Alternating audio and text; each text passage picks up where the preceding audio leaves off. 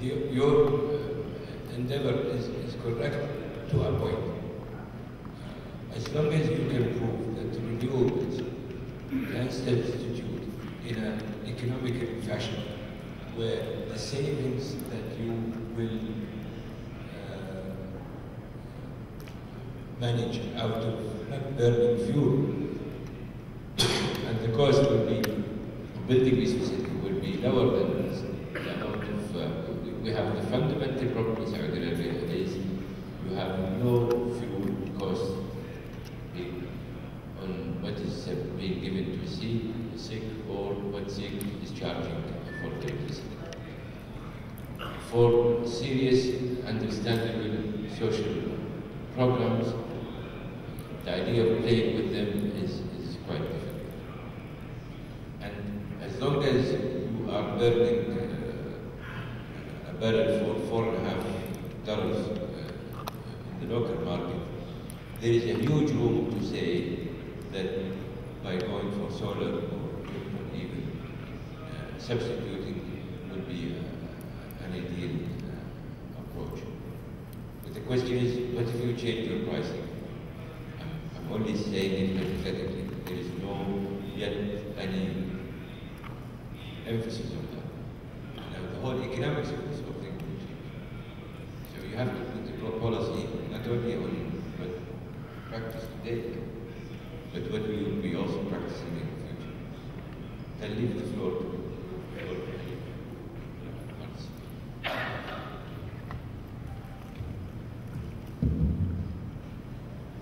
Small Amir have given the correct answer, and I emphasize that Saudi Electricity Company should take seriously to the renewable energy like solar energy and nuclear energy. And as I have mentioned in the presentation, Saudi Electricity Company tried to use the best quality of fuels. For example, in the central sector we use as much as possible natural gas. The same thing in the east sector, but we have some problem in the perhaps west. We use some residual oil. Of course. So the Ministry of Finance will say, asking me to put money now against potential future possible generated income, maybe possible. That's the so-called conditionalities that we work with. Okay. The gentleman who has already captured the microphone, captured the opportunity. Assalamu alaikum. Saad al-Rais from the IFC Board Group. Your Highness, it's a privilege and an honor to have you here. It shows the level of commitment the Saudi government has with environmental and social issues and how it is on the top of the agenda. Covering all the simple but very important measures to reduce carbon emissions like CDM, solar and wind.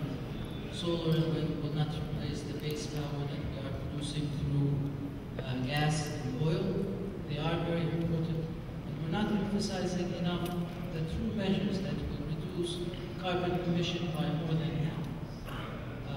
The number one, the two factors, the number one is changing the habits that we have and not giving electricity for nearly free.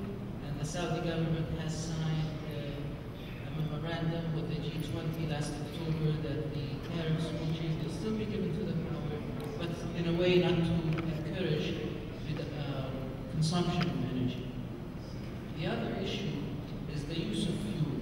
We use 2/3 of our oil, 2/3 of our electricity generation out of fuel, heavy fuels, and different kinds of liquid fuels. We only use 1/3 of gas. If we can convert this 2/3 to gas, then we reduce our emissions by half. That's more than any sequestration or solar energy is ever going to give us. Not only that, we would reduce the consumption and we keep the oil for the second generations. The amount of money that we can reduce if we use market prices for measuring the 2 million barrels a day, that will amount to something like $70 billion a year. A barrel equivalent of gas is about 20. Now, just to get to the point, substitutes the oil to gas. But the question is, why can't we import gas to produce electricity with all those benefits? Thank you very much. I think time to address these two particular issues. First, there is no hang-up about importing gas or not. It's the cost. Do you realize how much it costs to get NGLs? For example, most of the liquids are used in the western provinces of Saudi Arabia to generate electricity or even water. Anybody who can calculate will tell you that you are way better off using fuels, crude oil or fuel oil, vis-a-vis comparing it to the cost of importing gas. I even myself saw a presentation by Exxon on that. Although Exxon was trying to promote the idea of exporting gas to Saudi Arabia from the neighboring country. With regard to the G20, Saudi Arabia, I oversee the energy team that oversee the particular energy issues in the G20. We've never made a commitment of changing our pricing practices. We actually, in the early going, ever since Pittsburgh summit, we put quite a fight on the issue that countries will only be submitting what they think they can commit to, and if countries cannot or do not want to commit to anything, they are liberated from doing any commitment.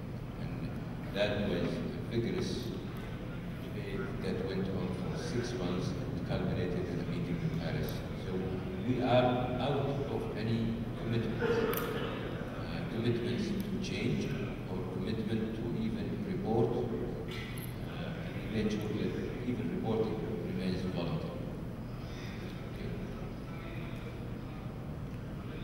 I have to reverse back here because getting really the Saudi flag type of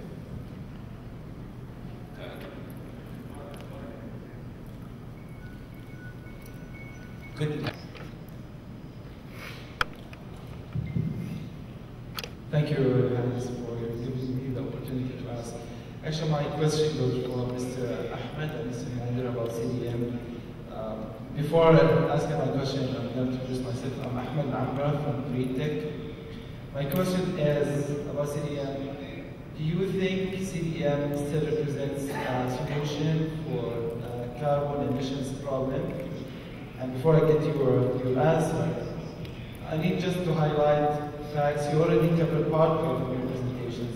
Number one, yes, by the end of this year, 2012, the preset time frame for CDM is going to be over.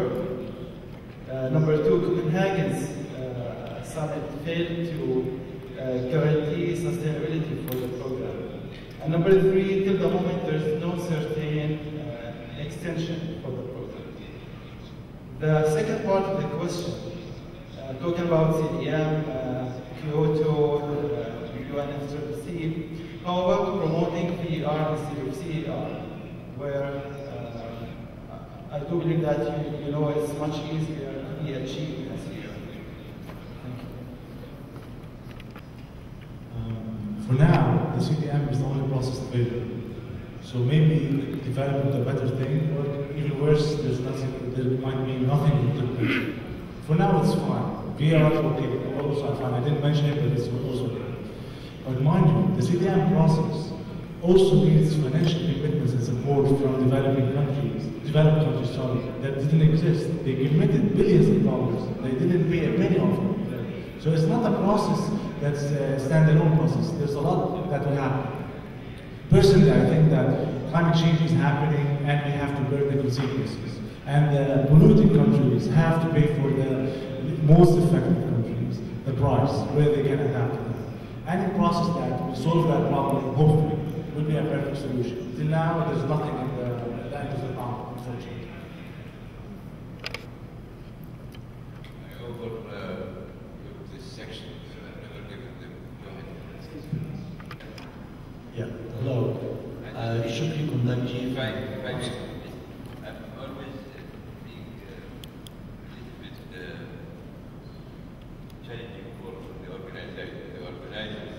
they're telling me you better quit. So I'm gonna give the floor. But if there is any form of the organizers, because they're telling me don't take any more questions. Yes, this is a question. Dr. Hazmi, you mentioned a very interesting thing that we shouldn't cut and paste in applying technologies and primarily with the environmental management. Okay, this is to Dr. Hazmi from SABIC. The question is that you had mentioned that there shouldn't be a cut and paste to the technologies which we are applying. Basically what that means is that we should localize and innovate so that we can cost efficiently use other technologies. Can you give me an example of how SABIC uses that process so that it can be used in perhaps other applications? I will go base and say any systems need to be adopted in your organizations, need to be developed with the organizations. Most of the system today, if you take it to bring it to your organization, it will not give you add value, as I mentioned. In SABIC, in working in 3 points. Number 1, we list all the key activities we have. The second, we list what the key objectives and what we like to achieve for the process of organization, how to achieve those. These are the driving forces, this is the success factors, we do it. That's why my motto is you need to develop it internally, with of course guidance from outside. Thank you.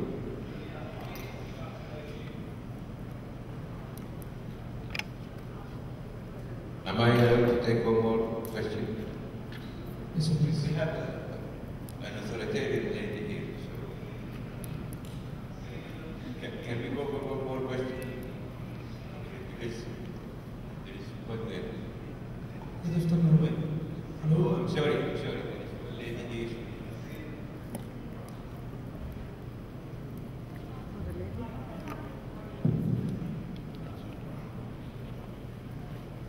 There are a couple of ladies there. I was not looking at that side, so we'll take 2 questions from the ladies. Otherwise, we will be also looked upon as being gender sensitive. السلام عليكم ورحمة الله وبركاته. سؤالي نعم. بسم الله الرحمن الرحيم. حابة أني أطرح سؤال في نقطتين. النقطة الأولى الأستاذة ميسم تحدثت عن بناء القدرات.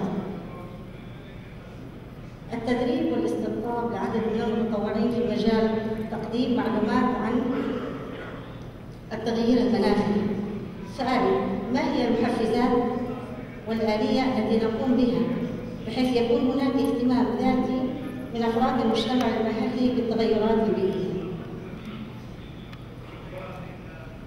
الشق الثاني: نحن في وزارة التربية والتعليم نقوم بالوعي بالمحافظة على البيئة، وربما مداخلتي هذه فيما يتعلق بالجلسة السابقة، لكن الوقت انتهى وما كان في مجال للمداخلة، فحابة إني أطرح بين يد صاحب السمو إنه تكلمنا عن وضع التشريعات والقوانين التي تضبط المحافظة على البيئة ومنع حدوث الملوثات والتي يسعى إليها هذا المؤتمر.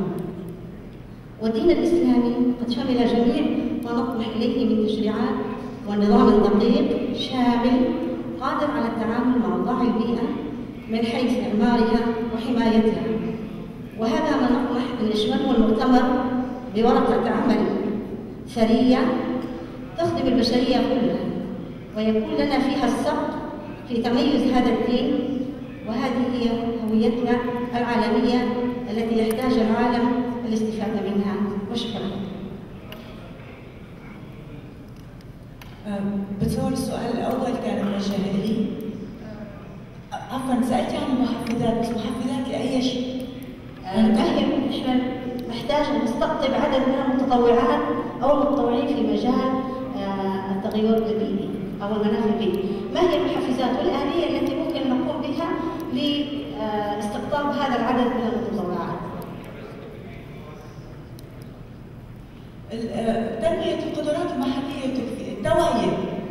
التوعية أصلا تبدأ، نتكلم شوي عن التوعية اللي بتبدأ من مستوى المدارس. لما بتنمي مواطن واعي وبتأمن له الدراسات اللي ممكن تأمن له كل تنمية قدراته، أكثر من هيك محفزات غير المحافظة على وطنه وما بعرف كيف ممكن تأمني حافظ أكثر من كده. إذا في أي سؤال ثاني ما بعرف إذا جاوبتك على السؤال. بإذن الله لو كان التركيز على برنامج بناء القدرات، يعني احنا الآن من خلال التدريب هل فعلا بنسعى إلى بناء القدرات من خلال التدريب؟ بنسعى إلى بناء القدرات ولا مجرد دورات تدريبية وبعد كده بننتهي من هذه الدورة وما عندنا مقياس نقيس الأثر من خلال هذا التدريب؟ ما عندنا مقياس نقيس إيش؟ أثر التدريب. أثر التدريب نعم. المقاييس موجودة، UNDP عندها assessment system لمختلف أنواع القدرات اللي متواجدة بمختلف المجالات في كل الدول، بس كله بيعتمد عن أي نوع من القدرات اللي عم يتم قياسها.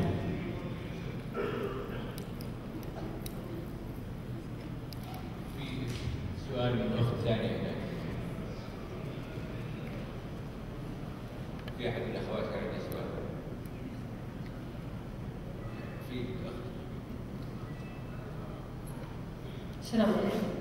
بالنسبة لمعظم الأوراق اللي عرضت كان الاستهلاك في استنزاف الموارد البيئية في الأساس حتى لو كان من الناحية الفردية هو أساساً بدأ من القطاع الصناعي قديماً في أغلب الحالات، فلذلك حتى الفرد لما يستهلك البيئة مثل الطاقة الكهربائية أو حتى المياه أو غيرها هو أساساً لو أراد أن يوفر في البيئة أو لو أراد المصنعون أن يوفر في البيئة كان أخرجوا له أجهزة وأشياء صناعية موفرة للبيئة ابتداءً. فإحنا الآن نصلح ما مضى يعني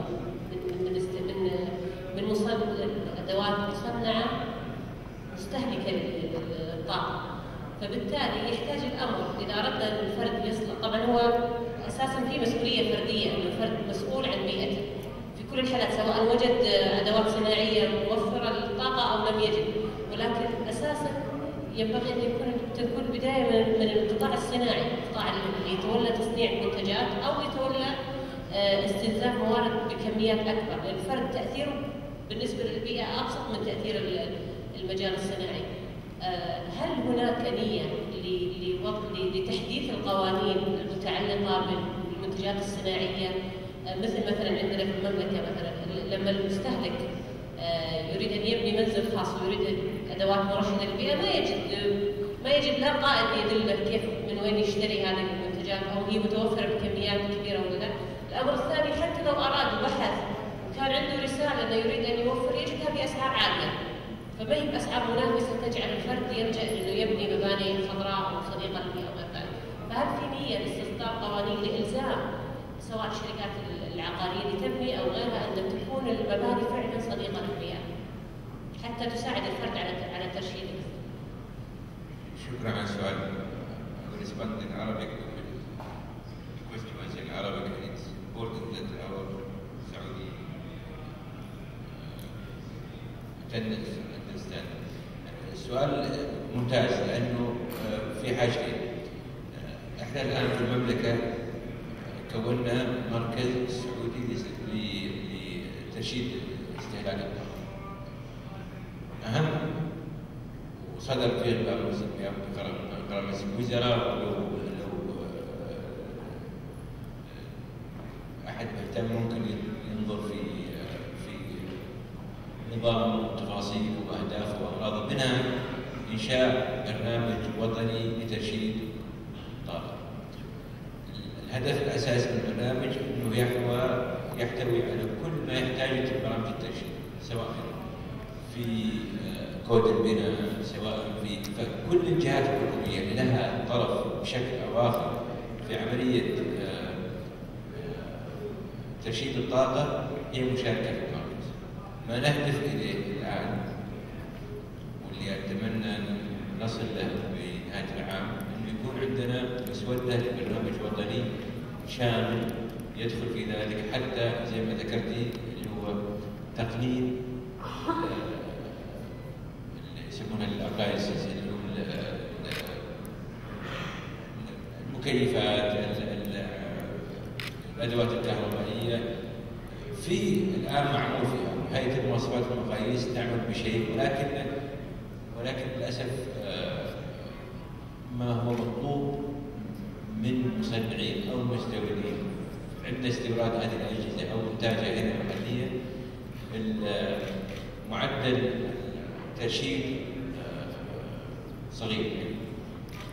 والان جالس يعاد النظر فيه بحيث انه يكون الزامي اولا، وايضا مقارب لما هو معمول به عالميا، وايضا في تواصل مع المصنعين في الداخل والموردين من الخارج انه مع اعطائهم فرصه سنه يمكن او سنتين بامكانه اعاده النظر في ما يصنع محليا وما يستورد بحيث انه يكون متوائم مع ما سيكون الزاميا. الان لو لاحظت بعض المكيفات ترى تشوفون فيها زي نظام نجمه وستار بس هي من باب الترغيب والتوعيه، لكن ما اعتقد فيها الزام اعتقد ان الزام ابتدى السنه هذه. بس لو نظرتي مثلا في اليابان حجم ترشيد مكيفات مثلا وحدات اكبر يمكن تقريبا الضعف مما هو معمول به في المملكه. ما نتامله ان شاء الله انه ايضا البرنامج الوطني بيكون مصاحب له برنامج توعوي. الان المركز بدا في حتى عرض بعض الافلام بعض المشاركات بغيه التوعيه لمفهوم الترشيد، ولكن هو برنامج شامل متكامل. نأمل انه ما يضيع مع الوقت في عمليه النقاشات الحكوميه متعدده الاطراف. ما يميز اللجنه الاداريه للمركز انها تشمل جميع الجهات المعنيه، فالمفروض انه اذا اضطر انه لا يعود الى دوره اخرى من المناقشه والمجادله وهذا المتابعه. انا شركة الكهرباء مثلا احنا دائما نستخدم توربينات اكثر كفاءة. طبعا الاكثر كفاءة هي ما يسمى كومبايند سايكل، دورات المركبة. طبعا الدورات المركبة طبعا لما تشتغل التوربينة تخرج غاز وهذا الغاز سخن، فبالتالي نستغل الغاز حتى السخن عشان نشغل توربينة يسمى بخارية دائما. وبالتالي هذه نوعية من التوربينات المركبة أداءها طبعا مرتفع جدا. هذا بالإضافة للحملات الترشيدية المقومة شركة الكهرباء، حملات سنوية على شكل كتيبات صغيرة زي ما ذكرت تقسيم الأمين. أنا ترشد المواطنين على استخدام الذي يدعم توفير الطاقة. We need to. I was told. Just very simple. I think we saw today two examples of large institutions that they are able and committed to attend to their activities in an environmentally friendly way, and it became part of their corporate culture. It became part of their sustainable practices, and it's even being looked at as programs that they have to assert every year that they are operate within these so-called criteria and self-imposed, if you could call it, mandates and targets. We hope, as our friend, first speaker, to we hope that this culture can permeate downward to the entire institutions, medium, small, all the way to the very nucleus of the society, which is the individual. That the culture of using resources, undertaking all your activities in an environmentally conscious way is something that we should advocate, we should motivate, and we should make it more or less a day-to-day ideology.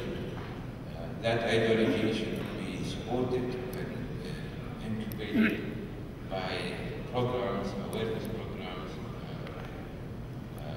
that start from schools, all the way to universities, all the way to working places.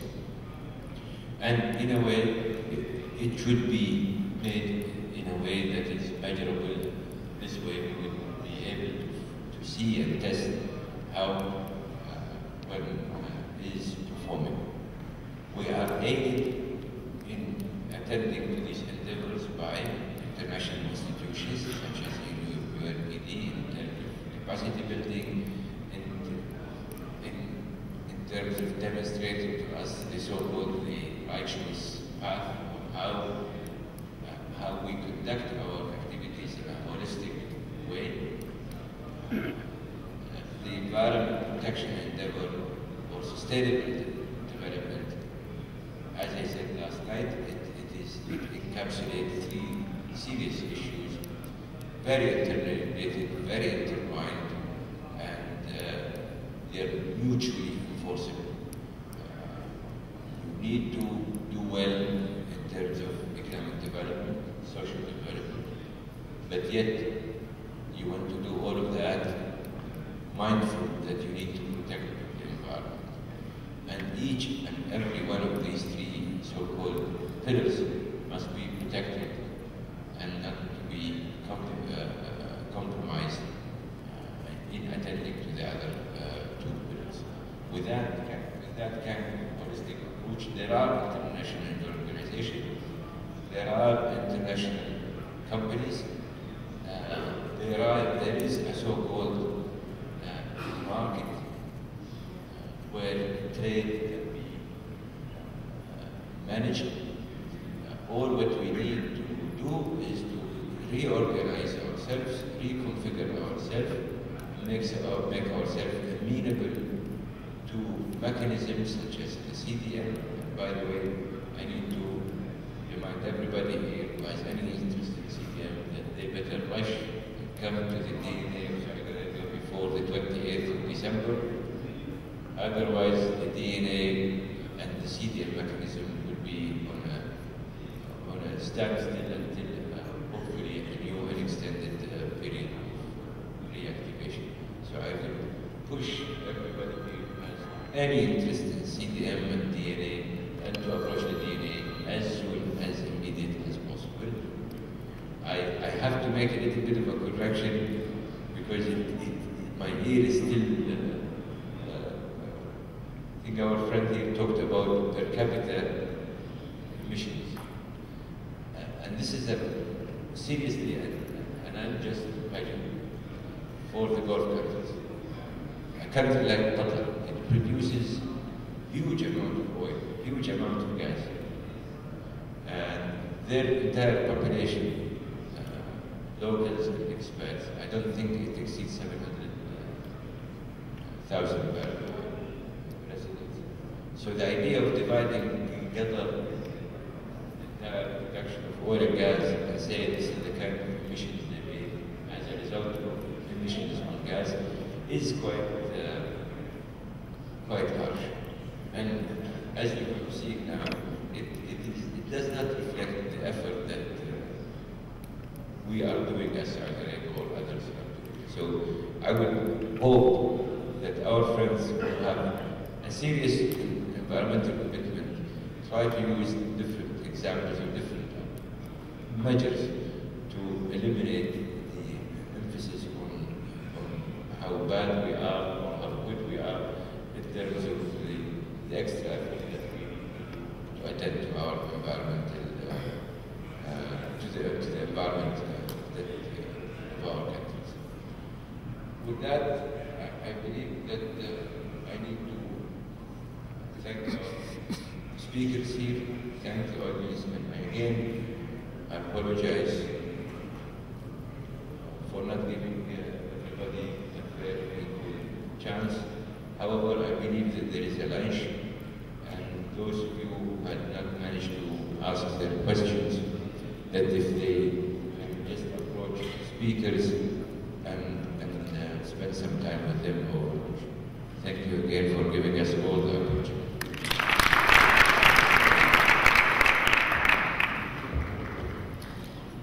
I'd like to thank His Royal Highness for keeping us on time and our speakers for their cooperation.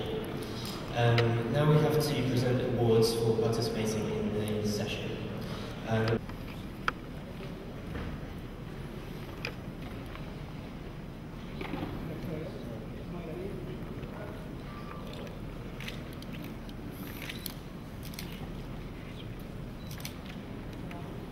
Engineer Aid Al-Shihab.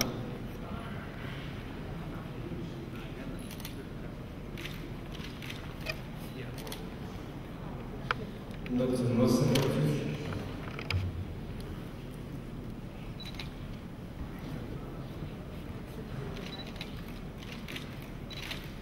Nada Al-Mahdi.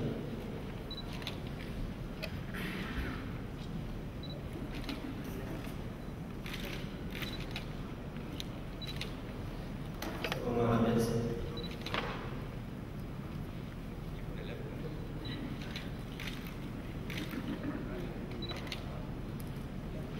Marcel Tamimi.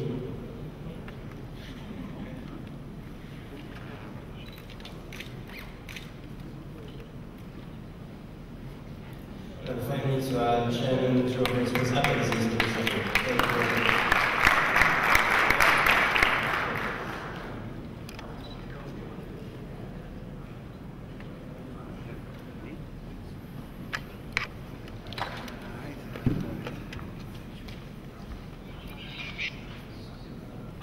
And we have a final award to our sponsors at Exeter.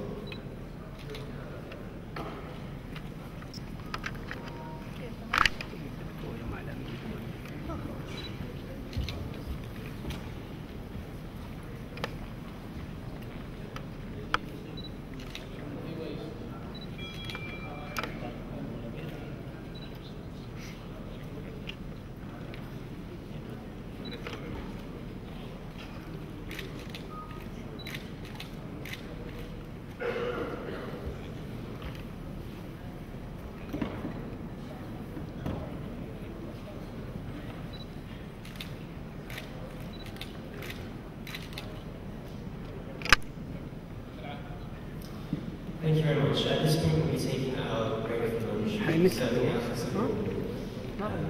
Please, if you'll be back in the room within 1 hour, we'll be beginning the next session on time. We don't want you to yourself.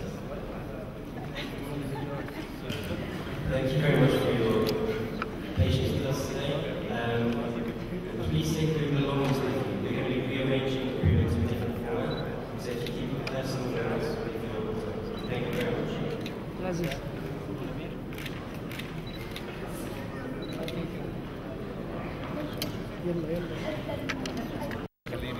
خليني ترش الله يخليك. ما فهمت السؤال. لا فهمت السؤال.